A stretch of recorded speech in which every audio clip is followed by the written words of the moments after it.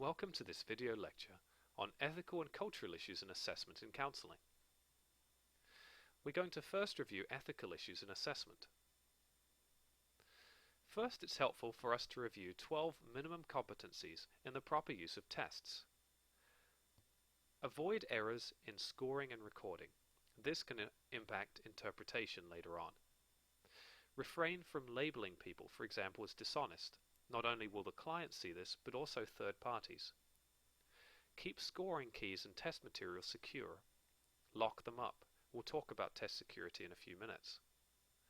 See that every examinee follows test directions. This is for the purpose of fairness, that every test taker has the same opportunities to complete the test the same way. Use settings that allow for optimal performance, meaning there shouldn't be distractions in the external environment. Refrain from coaching. Clients should be provided with just enough information that they can complete the assessment, but not too much that you bias their responding. Give interpretation and guidance to counseling clients, especially when reviewing assessment reports. It can be very helpful to clients to make it a conversation, to pick out salient points from the report, to wonder about what that means for the client, to inquire about what they think about it. Don't photocopy copyrighted materials. Just don't do it. It's will get you into legal trouble because most tests, even though they're quite expensive, and even though you may be tempted to photocopy them, they're copyrighted, and so if you do copy them and give them to clients, you're actually violating law. Refrain from homemade answering sheets for the same purpose. Establish rapport with examinees when you're administering a test. It will help the test taker to feel more ready to take the test, to feel more relaxed. Only answer questions from test takers as the manual permits. This is very important, again, for the sake of fairness. Don't assume that sample norms apply to all populations. We'll be reviewing this much more when we get to social and cultural issues in assessment. Access to tests are restricted. And why is this? Why is it that tests are restricted? There are 4 levels of test restriction, A through D, and basically it's to do with training, that counselors should be prepared, all mental health providers should be prepared when they administer, score, and interpret a test, so that they don't misuse the test. Now, as a licensed mental health counselor, you can actually administer and interpret most assessment tools, provided that you have adequate training. There are some notable exceptions to this, such as the Wechsler scales, the WAIS and the WISC, and the Rorschach. Usually those scales are administered more by psychologists, doctoral level psychologists. Let's talk a bit about test security. Test security is about a threat to reliability and interjecting error and bias into testing. We should lock up test materials so that people do not have early access to the test before they take it. A good example of this is the Rorschach. The Rorschach is predicated on the idea that you view the plates for the first time when you take the test. In other words, that the plates are a novel stimuli. If you have pre-existing access to those plates, you're able to view them, perhaps you're able to read about how those plates have been interpreted in the past, it's going to bias how you respond as a client, and that's problematic. So because of this, most tests are locked, either in filing cabinets or behind locked doors. You shouldn't be keeping them in your waiting room. Next, when you're getting ready to administer a test, you should be considering utility, what's called cost-benefit. We only use instruments after we've researched reliability and validity information. You'll learn more about that in this course. The appropriateness of the test for that client, the usefulness of the test for that client, whether it gives us information that's going to help us, whether or not the client's background is represented in the sample norms. We'll review this in a few minutes when we get to the cultural issues and assessment section. The client's reading level. We want to make sure the client can actually understand the questions they're being asked.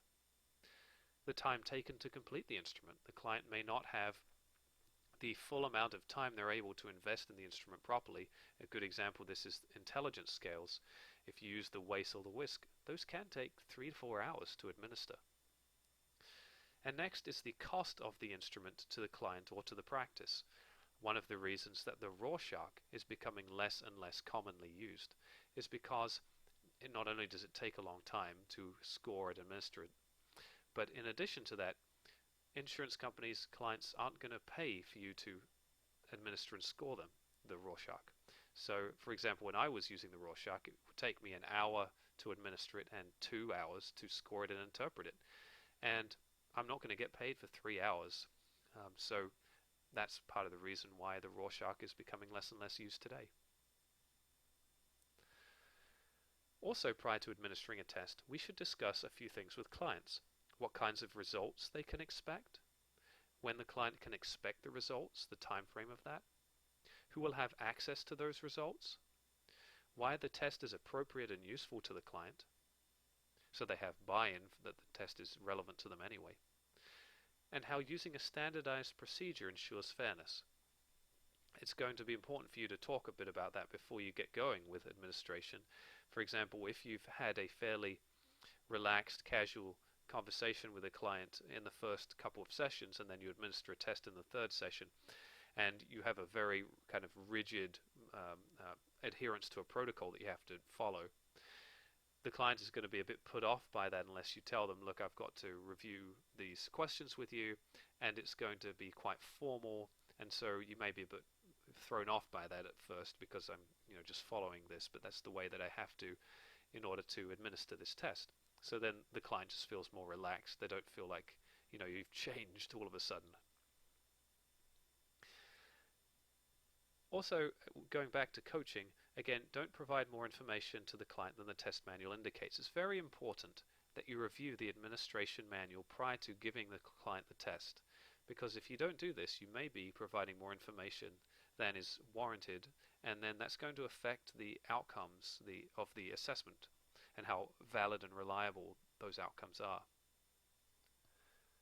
I've talked a little bit about why training is so important, but it's also important for you to receive training in computer-based interpretation reports so that you understand their limitations. Here's an example.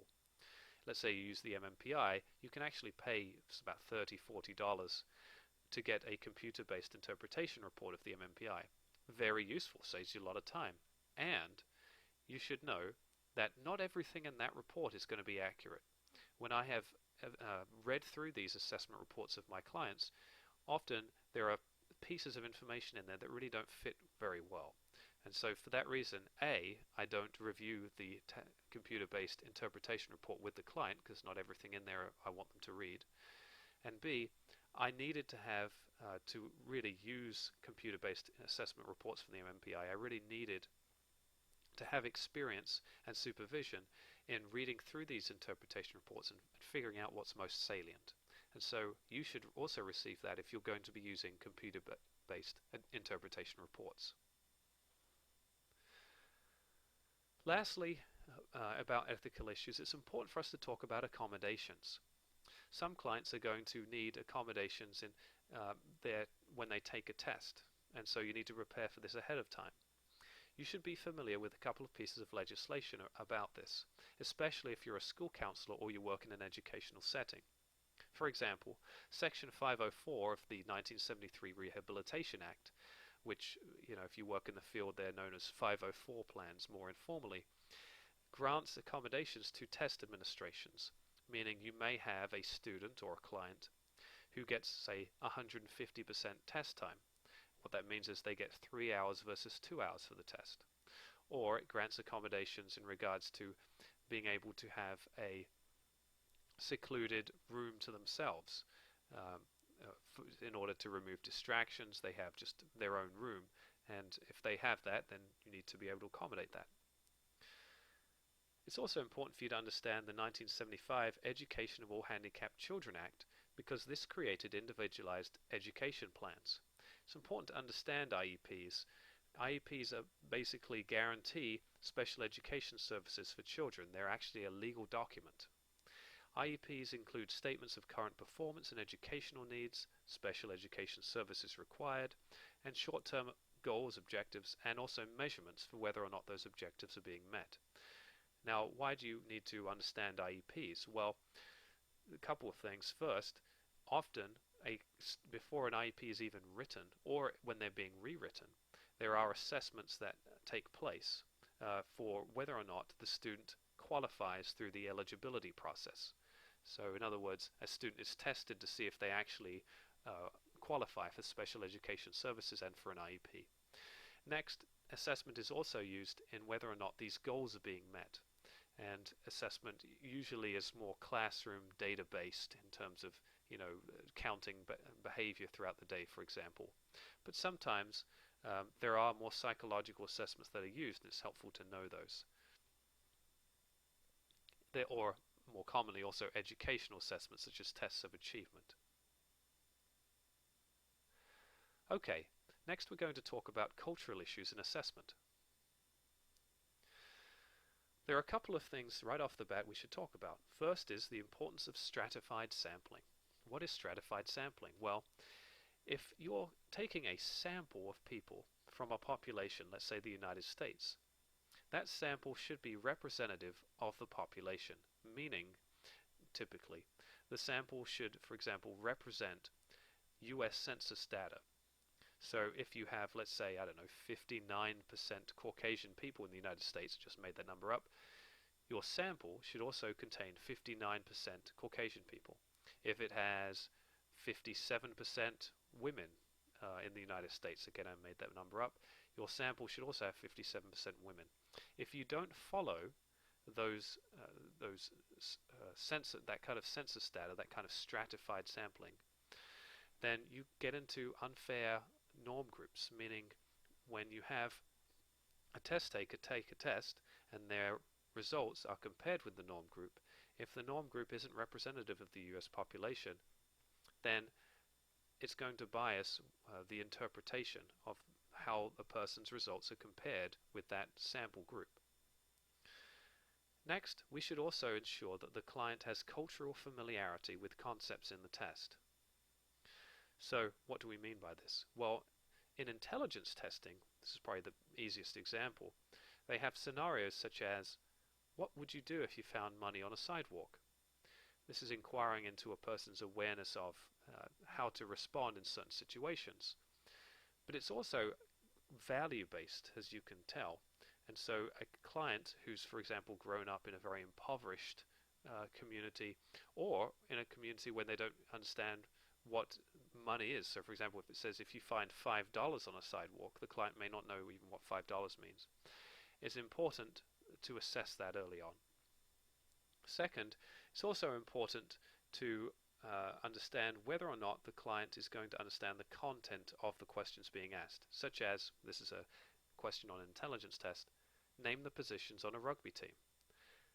The client may not know what a rugby team is, may not know what the game of rugby is, may not know the positions on a rugby team. That doesn't mean they're unintelligent. It may mean that they haven't had exposure to that. And so you should be aware of those issues because it will impact interpretation. It's also helpful in terms of interpretation to think about the impact of discrimination, oppression, and marginalization. There are test items, for example, on the MMPI, which is a personality inventory, that goes something like, I have often felt that strangers were looking at me critically. That's a test item for paranoia. Now, imagine that you're someone from a minority group.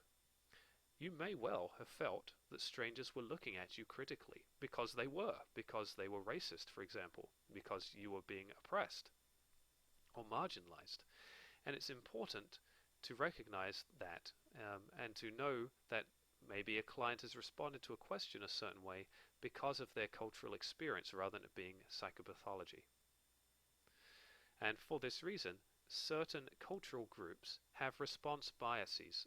We should also know this when a member of that cultural group is taking a test. For example, Asian Americans as a group are known for over-agreeing with test items.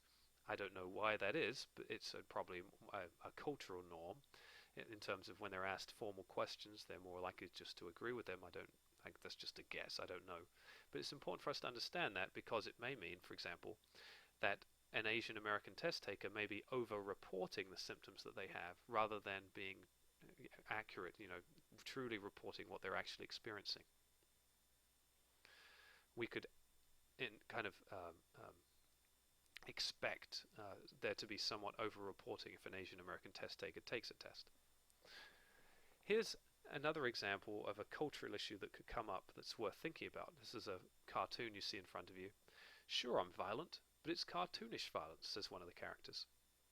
Well, let's imagine you have a test item that asks about a person's interest in watching violence. And the person says, yes, I watch violence. And we may think, well, wow, maybe that's a marker of antisocial personality, or them being quite troubled. It may well be that they enjoy watching action movies, or that they may well enjoy violent video games. It doesn't necessarily mean they're a violent person. So we should be aware that there are these cultural issues that exist that may bias how a person responds to a test question. Here's another example. This has to do more with how culture changes over time and how we should be aware of this. This is a funny graphic of the Rorschach test through the decades. In the 1960s, it's the same image in both. The man looks at it and says it's a bomb. He's obviously a hippie. In 2010s, a person looks at it and says it's a tree. He's an environmentalist.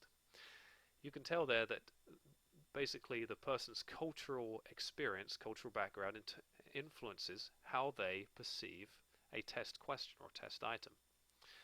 Now this is important because often the tests that we use today are going to be somewhat dated 20, 30, 40 years from now, and we need to be updating tests to reflect new cultural norms. You will notice this particularly when we review the MMPI. I'm going to talk to you about why it's important for us to cautiously interpret test results. For example, we should be knowledgeable that women and minority groups may score higher or lower on average on certain test items. We should know that before administering the test. We should be curious about how a client's cultural background or heritage may have impacted their response on certain questions. We should also consider that some clients have accurately low IQ scores or elevated MMPI scales who are also female or from minority backgrounds. In other words, we shouldn't go too far and say, well, because they're a female or because they're from a minority group, we can't accurately interpret this assessment finding. That's not always true. But what we should be doing is reviewing the sample norms and ensuring that we have made sure that their response is not strongly culturally biased before we make an interpretation. Here's some MMPI examples of this. Asian Americans tend to score higher on hypochondriasis, scale 1. What is hypochondriasis? It has to do with preoccupation with illness, though not for highly acculturated individuals. Now, why is this? Well, there's some thought in the field that people who are Asian American, especially if they are lower acculturated, meaning they identify closer to their heritage culture of coming from Asia, they may be more likely to be able to identify physical symptoms, and it may be more difficult for them to identify or talk about psychological symptoms. Here's another example. African Americans tend to score higher on the schizophrenia and hypomanic activation scales. Now, why is this? Well, part of it has to do with, as I talked about, oppression experiences and paranoia, and how paranoia is often, not actually paranoia. It's real that a person really is being talked about behind their back, or a person really is being discriminated against. Next, this is true for both Mexican Americans and Indian Americans.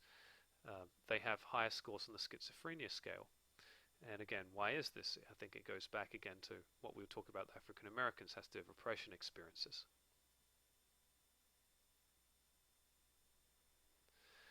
Okay, next we're going to talk about language barriers and norm groups.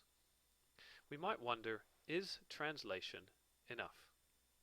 Meaning, if a person does not speak English as their first language, Should we be just using a translator to translate test questions to them when the population norm group, if you will, was US English speaking? That's going to impact how the test is interpreted. I think if we do decide to use a translator, we should do the following. We should look at the client, not the translator, when we're speaking. It's our job to communicate to the client, and the translator will also communicate to the client, but we don't talk to the translator, we talk to the client. We use the client's own words when possible. We speak slowly for the translator to keep up. And if we're unsure of the translation, we clarify with the client rather than the translator. Okay? Okay, so we've talked about ethical and cultural issues in assessment. We've talked about the proper use of tests. We've talked about test security, utility, test preparation, training, accommodations, cultural issues in interpretation, and also the use of translation and translators. That concludes this video lecture.